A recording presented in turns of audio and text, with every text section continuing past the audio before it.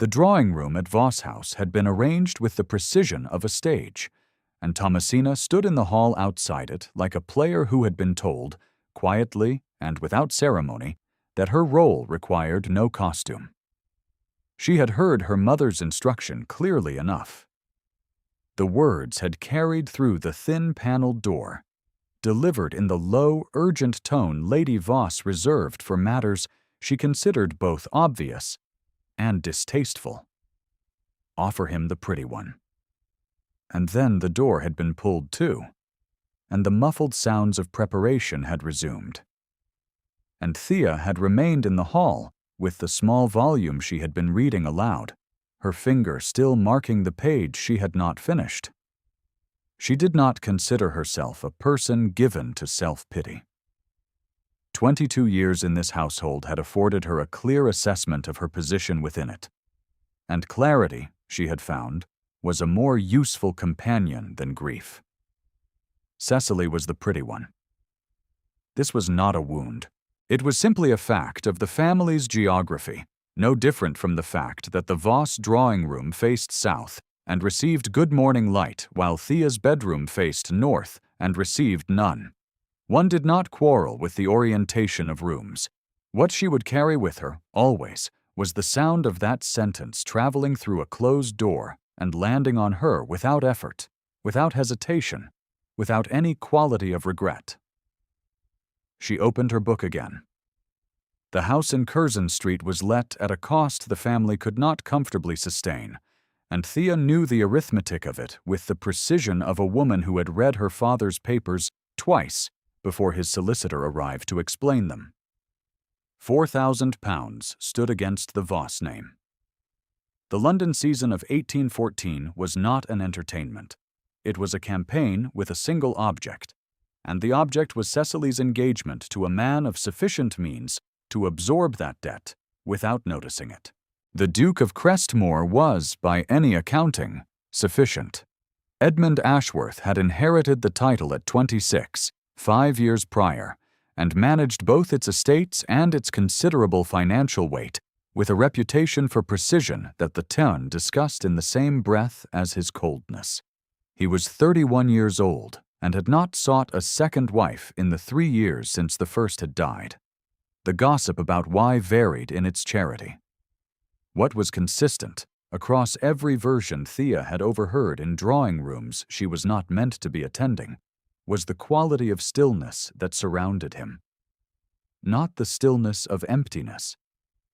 The stillness of something held tightly in place by long practice. She had not expected to meet him. She had expected to sit in the hall.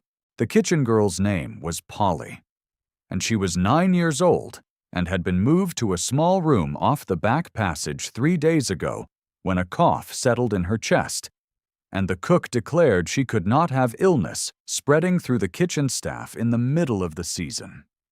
Thea had found her there on the first morning, lying on a narrow cot with a thin blanket and no one to speak to, and had made it her business since to bring the child something warm to drink and something aloud to read. The book she carried was a collection of instructive stories for young persons, which Thea privately considered dull enough to be medicinal. But Polly listened with her eyes fixed on the ceiling with great concentration, and her breathing had been easier this afternoon than yesterday. And that was enough. Thea had settled on a low chair beside the cot and found her place again when she heard the sound of footsteps in the passage. Not the hurrying footsteps of a servant, of a measured, deliberate steps, the kind that belonged to someone who had never in his life been required to move quickly to accommodate another person's schedule. She did not look up immediately. She finished the sentence she was reading because Polly had been listening, and interrupting a sentence for the sake of a pair of footsteps seemed to her like the wrong order of priorities. When she did look up, the Duke of Crestmoor was standing in the doorway of the passage room. He was not what she had imagined from the descriptions. She had expected something more obviously forbidding. What she found instead was a man of lean height and angular stillness. His coat precisely fitted, his expression arranged in the manner of a person who had decided long ago that arrangement was preferable to exposure. His jaw carried the particular set of someone suppressing an involuntary reaction. His eyes, which were the gray of winter cloud just before snow, were fixed on her with an intensity she did not know how to account for. And he was very still. Polly said from her cot, "Is that a lord?" Thea said, "I believe so," and rose to her feet, marking her page again by habit. The Duke of Crestmore looked at the girl on the cot. He looked at Thea. He looked at the book in her hand. Some sequence of observation was occurring behind his eyes that produced no visible expression, but communicated to Thea the strong sense that he was seeing considerably more than the room contained. He said, "Forgive the intrusion," in a voice that did not sound sorry, and turned back into the passage. Thea sat down again. Polly said, "He was very tall." And Thea agreed that he was, and found her place on the page, and did not allow herself to examine the quality of attention he had directed at her before he turned away. It had not been the quality of attention she was accustomed to receiving. She did not know what it had been. In the drawing room, Lady Voss was experiencing the first fracture of her afternoon's arrangement.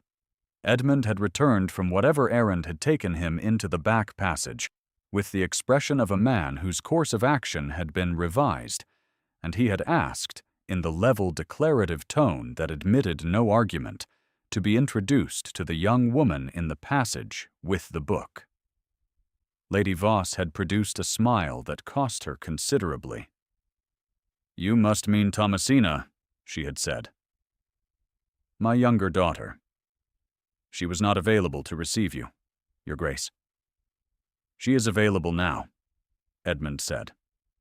It was not a request, and so Thea had been summoned from the hall, introduced under the particular quality of her mother's gracious displeasure, and had stood before the Duke of Crestmore in a morning gown that had been turned twice at the hem, and was neat but unmistakably plain against the freshly altered silk Cecily wore. She had looked at him directly, because she had no performance to maintain, and therefore nothing to lose by honesty.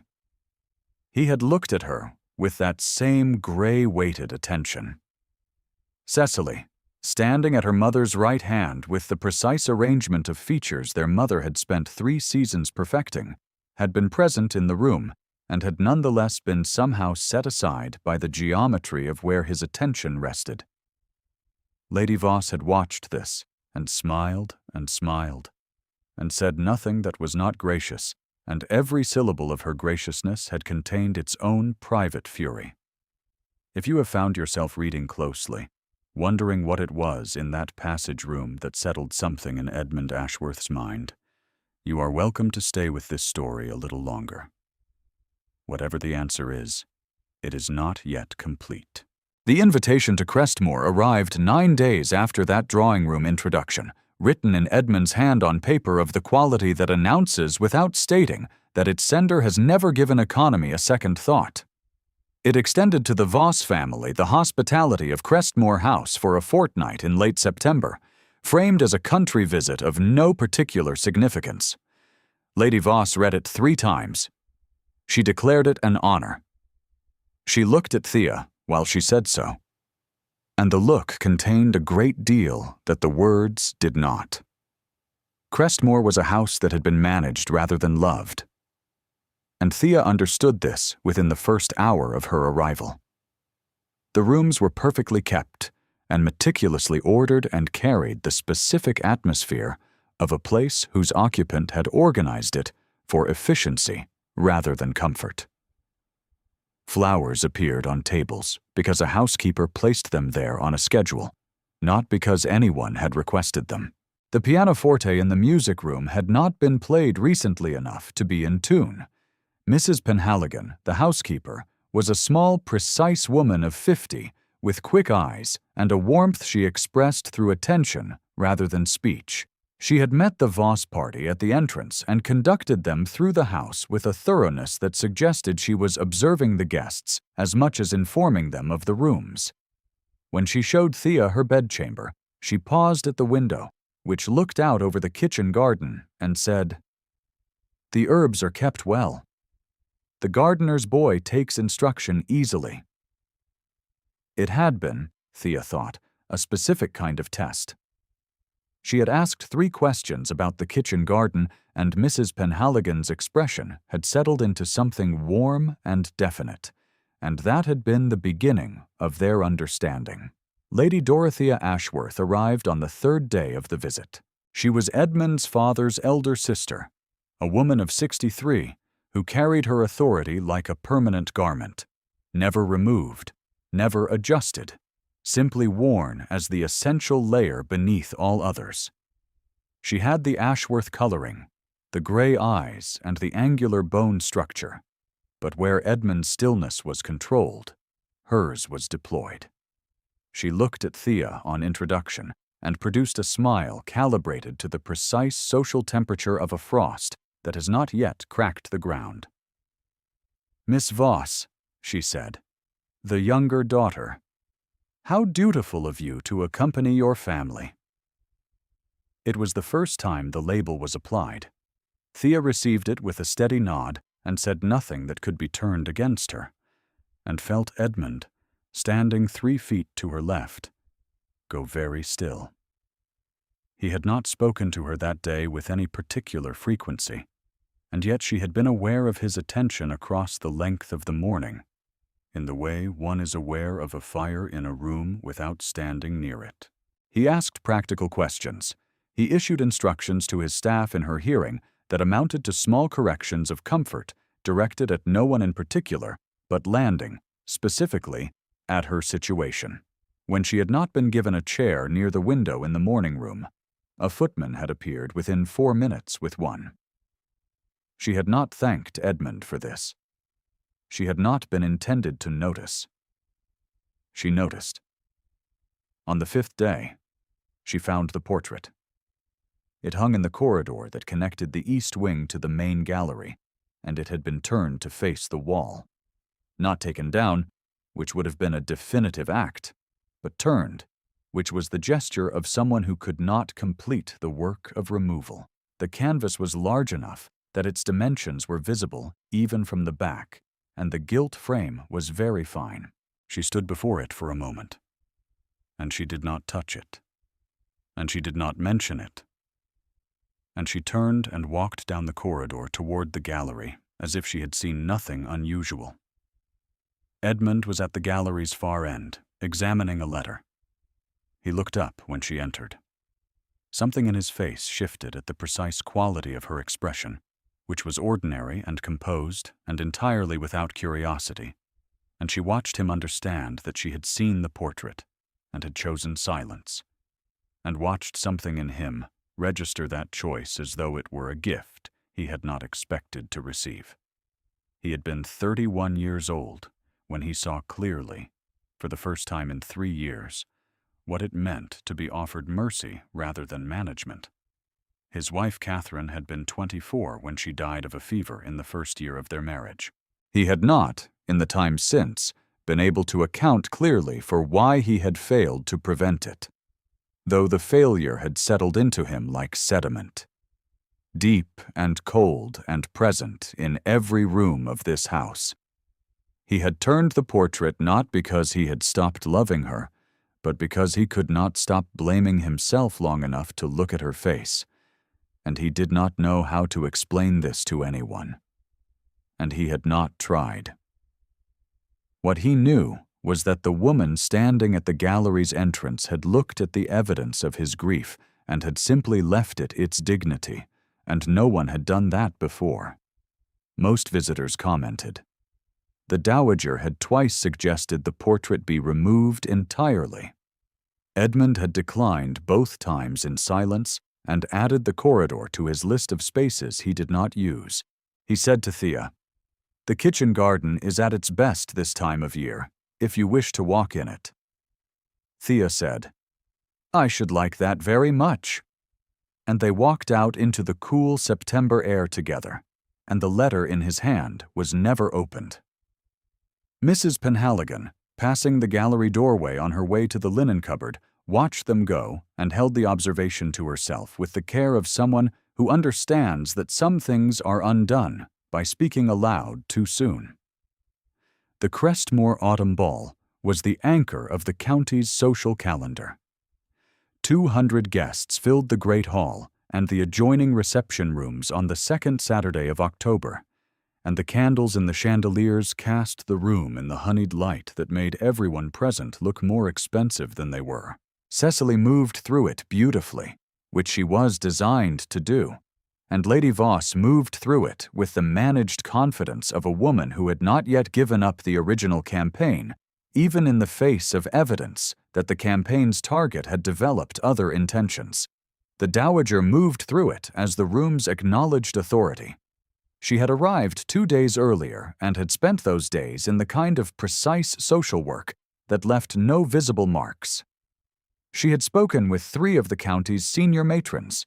She had reviewed the guest list with a specific attentiveness.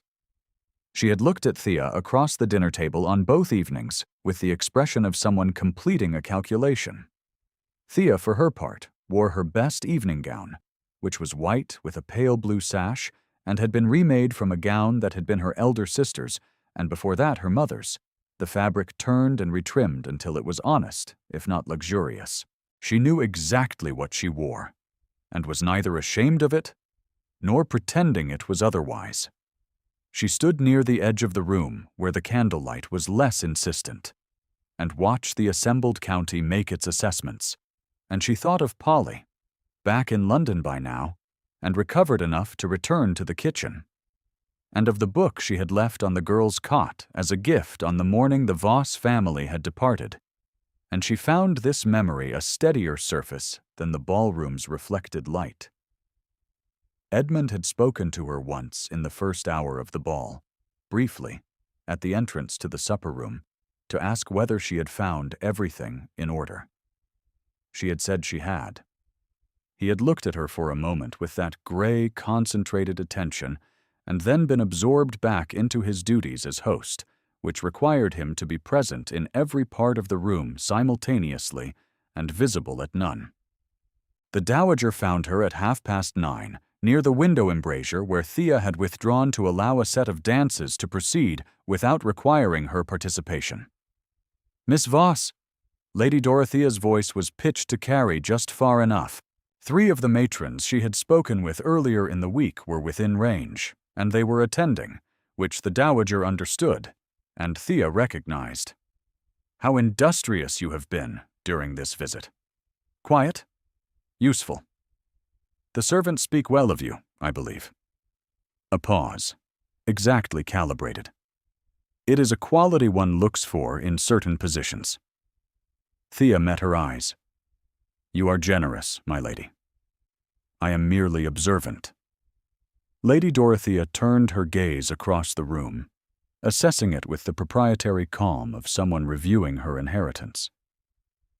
"Crestmore requires a particular kind of woman. Position? Family.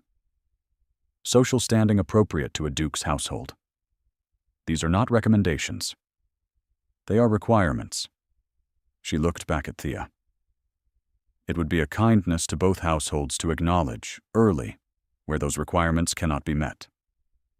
It was the second voicing of the label, and this time it had an audience, and Thea felt the weight of the room's attention as a physical pressure at the back of her neck. A nobody was what the Dowager meant. A provincial with nothing to offer, pressed for debt, wearing her sister's remade gown, notable only for her habit of sitting with 6 servants in back passages.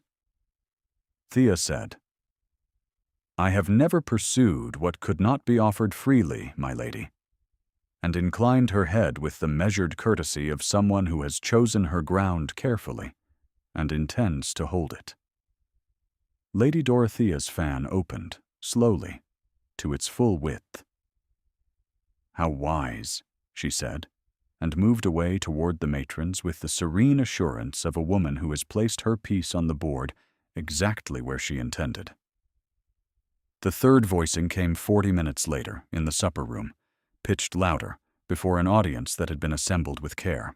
Lady Dorothea stood at the center of a group that included two of the county's most influential families and the Earl of Hadfield, who was 50 years old and had been twice widowed and was known to be looking for a third wife from among the season's less prominent candidates. He was looking at Thea as the dowager spoke, and the quality of his attention was the kind that had nothing in it she wished to receive. "The younger Voss daughter," the dowager said, to the group and to no one in particular, in the conversational tone that carries precisely because it seems unguarded. One understands why she was brought north. A sensible scheme on the family's part, under the circumstances. A glance toward Thea that managed to be both pitying and entirely without warmth. A girl of no connections, no portion, and no prospects presents a difficulty for her family. One hopes a practical resolution presents itself, naturally. The Earl of Hadfield's attention sharpened. The group arranged itself into the expressions of people who have just witnessed something they will repeat. Thea stood at the supper room's edge and felt, with absolute precision, the architecture of what had been built around her. The debt, the season, the remaking of her sister's gown. The invitation to Crestmore that was no invitation to her at all, but a campaign conducted above her head. The Earl's assessing look. The dowager's calibrated mercy. She thought of the corridor off the back passage in Voss House, and the book, and Polly's careful breathing. She thought of the portrait turned to the wall in the east corridor, and the letter that had not been opened. She thought of Edmund's hand directing a footman to bring a chair to where she sat, and the kitchen garden in the cool air, and every single thing she had not allowed herself to misread or embroider. She had come to Crestmore because her family had brought her. She had not come to be pitied before its assembled county into the arms of a twice-widowed earl who was looking at her the way one looks at a problem with a ready solution. She said, to no one in particular, not loudly, but clearly enough to be heard by the group around Lady Dorothea, "I think I will say good night." It was the honest line, the one she could not have said earlier, the one that cost something real. She had spent 22 years accommodating the room's arrangement of her. She was finished with accommodation. She did not perform it or announce it. She simply turned toward the supper room's door. What she did not yet know was that Edmund Ashworth had been watching the supper room from the doorway for the last 3 minutes. He had been speaking with the Earl of Hadfield's younger brother when he had seen the dowager position herself. He had understood, with the speed of someone who has lived inside this machinery his entire life, exactly what was being constructed. He had watched Thea receive the third voicing with a stillness that was not passivity, but restraint, and he had watched her arrive at her decision, and he had watched her turn toward the door. He crossed the ballroom. The room had the quality of a held breath. He moved through it with the particular directness of a man who has decided, and 200 people registered the decision in the parting of the crowd before he reached its center. He was not hurrying. He did not need to hurry. His passage had its own gravity, and the room's inhabitants understood this and adjusted themselves accordingly, the way water adjusts around a moving thing of mass. He came to stand before Thea at the supper room's threshold. The room was entirely attentive. The dowager's fan had stilled. Thea looked at him. She had not softened her expression to receive him, and she did not now. She had told herself she would not embroider, and she would not. If he had come to smooth the social surface, she would let him. If he had come to send her back into the room's reassembled hierarchy with a kinder arrangement, she would survive that too. He said, "Miss Voss," she said. "Your Grace," he said. "Thea." Her name, first name only, deliberate, marked, public. The room heard it. The Dowager heard it. The Earl of Hadfield heard it, and something in his expression concluded. "Stay." It was one word. It was not a request. It was the quality of word that carries a different architecture beneath it, and she heard the architecture as clearly as the word itself. She did not speak. She waited. He turned to the assembled room. His voice was level and carried to every corner without effort, which was the particular authority of a man who has never been required to raise it. "Miss Voss is here at my invitation, as my guest, under my particular consideration. Anyone who believes otherwise has misunderstood the nature of this gathering, and I am happy to provide clarification." He looked at the Dowager. Lady Dorothea held his gaze for 4 seconds. Her fan opened and did not move again. Something in the precise calculation of her expression had slipped, a single degree, the way a well-maintained face betrays itself not in large movements, but in the specific failure of small ones. She had understood, in the single short instant before he turned to the room, that she had mistaken the direction of the current. She had spent 3 days placing her pieces. He had waited until the third voicing to pick them up. The matrons who had been her audience rearranged themselves. The Earl of Hadfield's brother said something to him in a low voice, and they moved toward the supper table. The county's collective attention, which had been a verdict 6 minutes ago, completed its revision in silence. Mrs.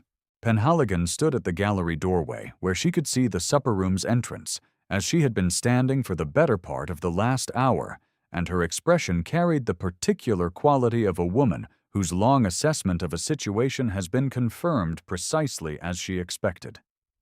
Edmund offered Thea his arm. She looked at it. She looked at him. She thought of her mother's words through a closed door in Curzon Street, landing on her without ceremony. She thought of £4,000, and the north-facing bedroom, and the twice-turned gown. She thought of Polly's careful breathing, and the kitchen garden, and the unopened letter, and the portrait turned to face a wall by hands that had not found the courage to take it down entirely. She placed her hand on his arm. The room exhaled around them, the collective release of 200 people who had been waiting for the architecture to complete itself. Lady Voss, standing near the far wall with Cecily, produced a smile of such rapid and comprehensive revision that it was almost admirable in its agility. Cecily, who had never been cruel, only compliant, looked at her sister with an expression that contained something genuine, some recognition of a truth the evening had confirmed. Lady Dorothea said nothing further. She withdrew to a chair near the window embrasure with her fan at full extension, and sat very straight, and was quiet for the remainder of the evening. The walk Edmund and Thea made around the edge of the ballroom was not long. He said 3 things to her, and she said 2, and none of them were declarations. He asked whether she was cold. She said she was not. He said that the supper room's fire had been poorly built all evening, and he had meant to speak to someone about it. She said she had noticed. There was a brief pause, and then he said, without transition, "The portrait in the East Corridor has been there for 3 years." And she understood that this was not about the portrait, and she said, "I know." And he said nothing further for a moment, and the silence between them was the kind that does not require filling. That evening, after the guests had been settled, and the servants had begun the work of restoring the great hall to order, he went to the East Corridor alone. The portrait was Catherine. He had known this every hour of 3 years. He had turned it to face the wall on the morning after her funeral, because he could not look at her, and had not, since that morning, found the strength to turn it back. He stood before the canvas and looked at the frame's gilt edge, and thought about the kitchen passage in Voss House, and the book, and the way a woman 22 years old had sat beside a sick child and read to her with complete attention and complete unself-consciousness, as if it were simply the right thing to do and therefore required no witness and no acknowledgement. He had known, in the doorway of that passage room, that something was different. He had not known for certain what to do with the knowledge until the supper room at 10:30, when he had watched her turn to leave on her own terms, having decided that her own terms were the only ones she could afford. He took hold of the portrait's frame and turned it to face the wall's opposite side. Catherine's face appeared in the candlelight, unchanged.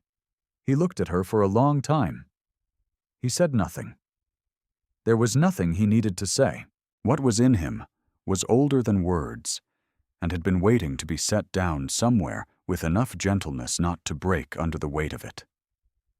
He let himself stand there until the weight had settled, and then he turned down the corridor toward the rest of the house, which was quiet now and beginning to feel, in some way he could not yet name precisely, but did not need to, like something other than managed space.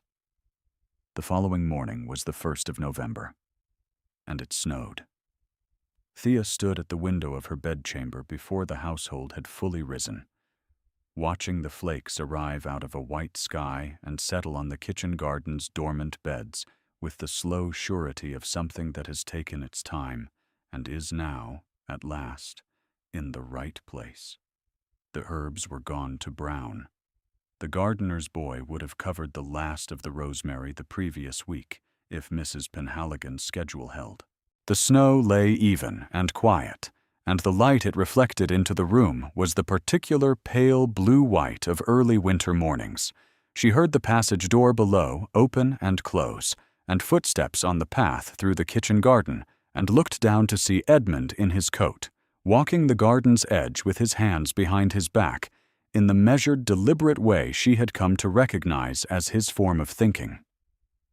He did not look up. He walked the length of the first bed and turned at the rosemary corner and walked back, and the snow fell on his coat and on the path, and he stopped at the garden center and stood with his face turned up to the white sky. She did not call down to him. She watched him for a moment, this careful, contained man who had turned a portrait to a wall and carried 4,000 acres and 3 years of private grief with the precision of someone who does not know how to set anything down. She watched him in the snow and thought that this house, this cold, well-managed house with its untuned pianoforte and its efficiently placed flowers and its corridor that no one used, might become something different in time, if it was given the chance to be inhabited rather than merely maintained. She had not been offered a home in 22 years that was truly hers. The north-facing room had always been the north-facing room. The remade gown had always been her sister's first. The kitchen door below opened again. Mrs. Penhaligon stepped out with a cup, walked to Edmund, and offered it to him. He took it. She said something brief. He looked up, not toward Thea's window, but upward, at the falling snow, and the expression on his face was not the managed stillness of the ballroom or the drawing room or the corridor of public assessment. It was simpler than that. Quieter. Mrs. Penhaligon looked up at the house with the specific attentiveness that Thea recognized from the day of her arrival, quick-eyed and warm and considering. And then she went back inside.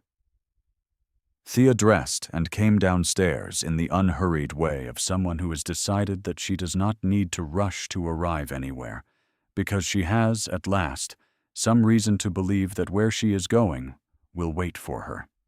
The breakfast room fire had been lit an hour before the household descended, and its warmth met her at the doorway. Edmund was already at the table with a cup and a letter he had actually opened, which she noted. Mrs. Penhaligon appeared in the doorway a moment after Thea entered, set a plate at the place beside Edmund without being asked, and withdrew with the expression of someone completing a task that has been obvious to her for some time. Edmund looked up from his letter. He said, "Good morning." Thea said, "Good morning, Your Grace."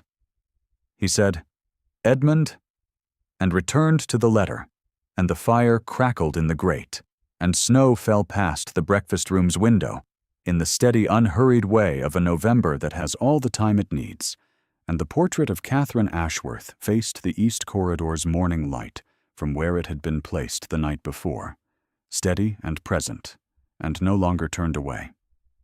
There would be a great deal to manage. Lady Voss's £4,000 would become irrelevant before the month was out, handled in the manner of a practical man who solves problems with instruments appropriate to their scale. The solicitors would do their work. Cecily would have her own season and her own story, which was hers to make. Lady Dorothea would be present at the wedding with a composure so precisely maintained it would almost pass for grace. The pianoforte would be tuned. Thea did not know all of this on the morning of the first November snow. What she knew was that she was sitting at a table beside a man who had crossed a ballroom and said her name aloud and asked her to stay, and that the fire was warm, and that Mrs. Penhaligon had placed her cup of tea exactly where she needed it to be, and that through the window the kitchen garden lay under its first white cover, with the patient look of something waiting to be useful again in spring. This was home, quiet, and chosen, and real. If Thea's story found its way to you this evening, you are welcome to leave a word about the moment that stayed with you.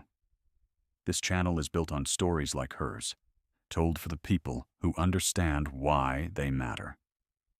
New stories arrive regularly, and you need only subscribe to find them waiting.